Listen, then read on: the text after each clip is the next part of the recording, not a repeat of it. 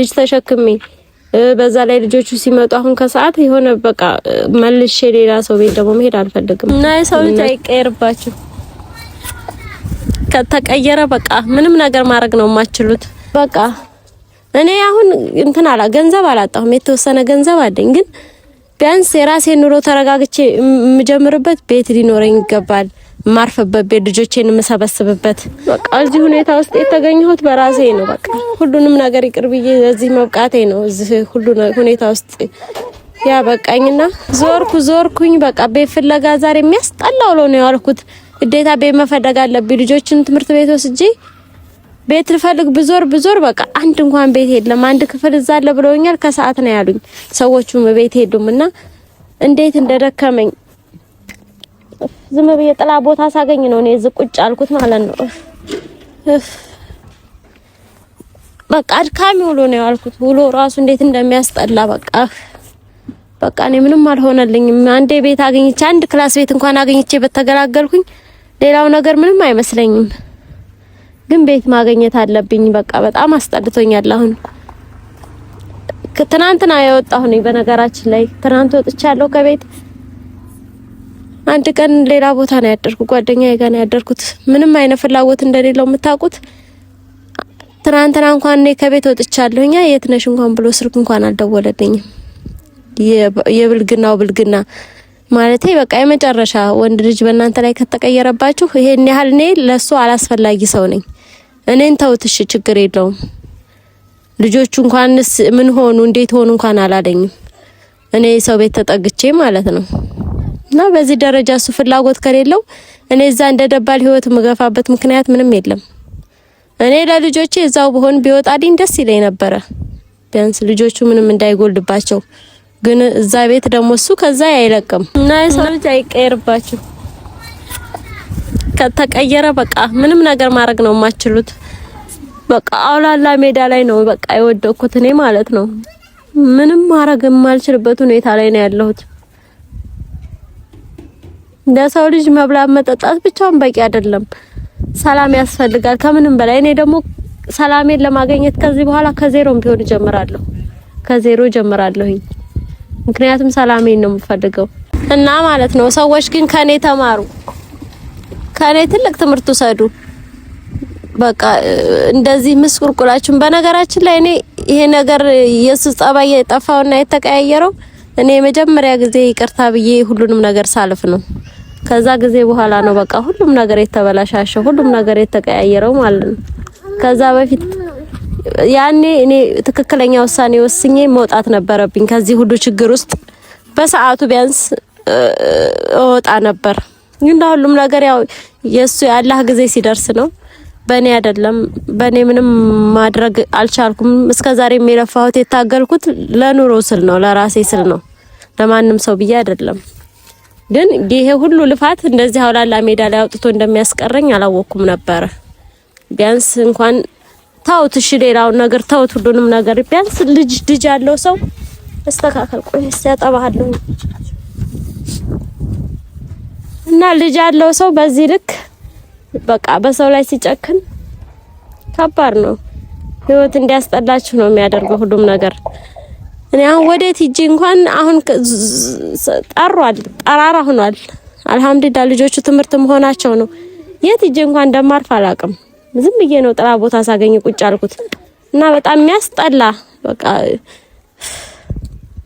እኔ እንጃ ምን እንደምል አላውቅም። ዝም ብዬ አሁን አንዱ ካፌ ነገር ካገኘሁ ዝም ብዬ ወይ ቁጭ እላለሁ። ጓደኛ ቤት ራሱ መሄድ አስጠላኝ፣ ከበደኝ፣ በቃ በጣም አስጠላኝ። ለካ ሰላም ስትሆኑ ደህና ስትሆኑ የራሳችሁ የሆነ ነገር ሲኖራችሁ ነው ወደ ጓደኛ ቤት መሄድ የምትፈልጉት የምታስቡትም። እንደዚህ ሁናችሁ ልጅ ተሸክማችሁ የሆነ በቃ በጣም ያስጠላ ነው። ሰው ራሱ ፊት አይሰጣችሁም። የሚገርማችሁ በቃ እኔ አሁን ገንዘብ አላጣሁም፣ የተወሰነ ገንዘብ አለኝ። ግን ቢያንስ የራሴን ኑሮ ተረጋግቼ የምጀምርበት ቤት ሊኖረኝ ይገባል። ማርፈበት ቤት፣ ልጆቼን የምሰበስብበት። ካልሆነ ግን በጣም አስቀያሚ ነገር ነው የሚሆነው በቃ። እና አንድ ቤትን እንዳገኝ ዱአ አድርጉልኝ። እንደው አንድ ክላስን ብትሆን በቃ ሰላም ያለባት። እኔ ከዜሮ ጀምሬ እንደው ለምን እኔ በቃ የፈለኩትን ስራ ሰርቼ ልጆቼ ማኖር አያቅተኝም። ግን ይብላኝ ለሱ የሚያስጠላ ህይወት እንደዚህ እንደሆነ ላደረገኝ ያውቃል። ይሄ ሁላ ምንም ይዤ እንዳልወጣሁኝ ከቤት ያውቃል። ግን ምንም ለኔ ምንም ነገር ትርጉም ስለሌለው እሱ ጋር የኖርኩት እስከዛሬ እንደደባል ነው። በቃ ልጅ እንዳሳዳጊ ማለት ነው እንጂ ባይሆን ኖሮ የት ወድቃ ነው እቺ ሴትዮ እንኳን ብሎ ሊፈልገኝ እንኳን ደውሎ እንኳን ልጆቼ በቃ እኔን እንኳን ባዳ ነው ነገሩ። ለልጆቹ ስሜት ቢኖረው በልጅ ምክንያት ነው አሁንም የወጣሁት። ልጄን ሰብስቤ ወንድሞቿ ጋር ማኖር ስለምፈልግ ነው። በዚህ ምክንያት እኔን እንትን አይለኝም ነበር። በህይወቴ እንደዛሬ ራሴን የጠላሁበት ጊዜ የለም። በጣም የሚያስጠላ በቃ እዚህ ሁኔታ ውስጥ የተገኘሁት በራሴ ነው። በቃ ሁሉንም ነገር ይቅር ብዬ እዚህ መብቃቴ ነው። እዚህ ሁሉ ሁኔታ ውስጥ ያበቃኝና ምን እንደማረግ ራሱ አላቅም። በቃ የፀሐይ ብዛት ነው ልጁ ራሱ እንደዚህ የሚነዛነዘው የሚያለቅስብኝ። ምክንያቱም ያለመደው ህይወት ነው ይሄ። ምንም ያለመደው ያልተለማመደው ማለት ነው።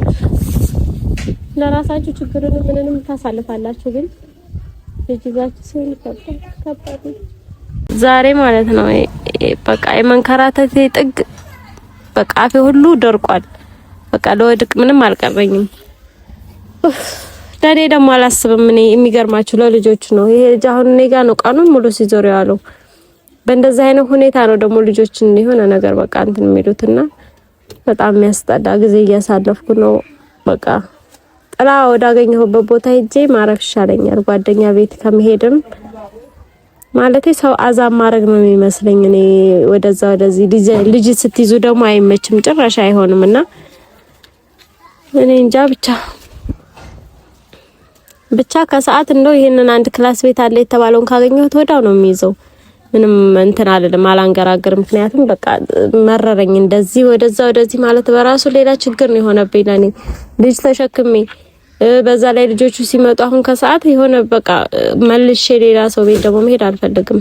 እነሱ ደግሞ ቤት እንሂድ እያሉ ያስቸግራሉና በቃ እኔ ሰላሜን መርጫለሁኝ። ምንም ማድረግ አልችልም ከመውጣት ውጭ እና ልጅ ተሸክሞ ወደዛ ወደዚህ መዞርም ያደክማል፣ ከባድ ነው። ብቻ እኔ ሁሉም ነገር ግራ ግብት ብሎኛል። እስኪ መጨረሻዬን ብቻ ለበጎ ነው። ሁሉም ነገር ይታለፋል። በነገራችን ላይ ከሞት ውጭ ማለት ነው ካላችሁ መፍትሄ አለ። በህይወት ካላችሁ መፍትሄ አለ በህይወት እስካላችሁ ድረስ እና እኔ ምስል ነው ማስበው። ብዙ ነገር ያለፍኩ ሰው ነኝና ይሄ ምንም እንትን አይለኝም። ልጅ ይዞ ራሱ መከራ ነው። በቃ ልጅ ራሱ በራሱ ደግሞ ህፃን ልጅ አልፎ ቁጭ አይልም አንድ ቦታ ላስቀምጠው እንኳን ብላችሁ። ከዛ ደግሞ ቤት እንኳን ልጅቷን ይዣታለሁኝ፣ ግን እስከዛ ድረስ እኔ ቤት እስከማገኝ ድረስ ዘመዶች አሏትና እዛ ሂጅ ብያት ነው የምታግዘኝ ልጅ እንጂ አብራኝ ነው ያለችው አለች አብራኝ ነው የምትሆነው። ምክንያቱም እኔ ከአሁን በኋላ ቀጥለጥ ብዬ ስራ ምን ሰራለሁኝ ራሴ የሆነ ነገር በቃ የሆነ ራሴን ማቋቋም እንዳለብኝ ነው የሚሰማኝ። ልጆቼንም ትምህርት አላቸው ማስተማር አለብኝ እና ለምን ጉሊት ገበያ አይሆንም? በቃ የሆነ ስራ እሰራለሁኝ፣ የሆነ ስራ ጀምራለሁኝ። እስከዛ ድረስ ግን እንደምንም አንድ ክፍል ቤት አንድ ክላስ ቤት ማግኘት አለብኝ። ካልሆነ ግን ይሄ ይከብደኛል። ልጅ ይዞ ወደዛ ወደዚህ ሰውን ቤት መሄድ ጓደኛም ቤት ብትሉት ለኔ ነው የሚከብደኝ። እነሱ ነኝ ነው የሚሉኝ፣ ግን እኔ ይከብደኛል ወደዛ ወደዚህ ማለት። ልጆቹም ይሰቃያሉና ዛሬ ማገኘውን ቤት ይዘውና ደግሞ እስቲ ያለውን ነገር እናያለን።